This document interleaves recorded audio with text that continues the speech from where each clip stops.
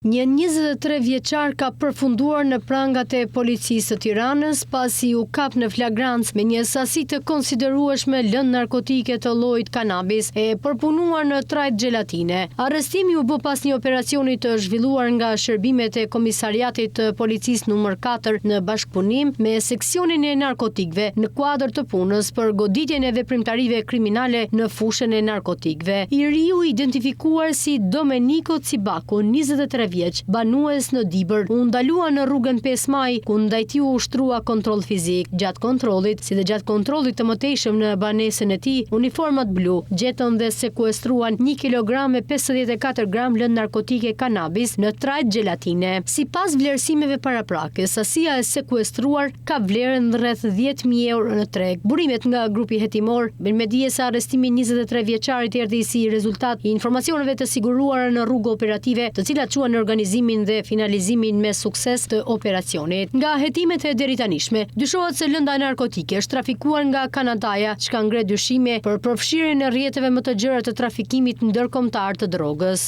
Autoritetet po vijojnë hetimet për dokumentimin e plotë të kësaj veprimtarie kriminale, si dhe për identifikimin dhe kapjen e personave të tjerë që mund të jenë të përfshirë në këtë aktivitet të paligjshëm. Ndërkohë, materialet proceduriale i kanë referuar prokurorisë për veprime të mëtejshme ligjore ndaj të arrestuarve.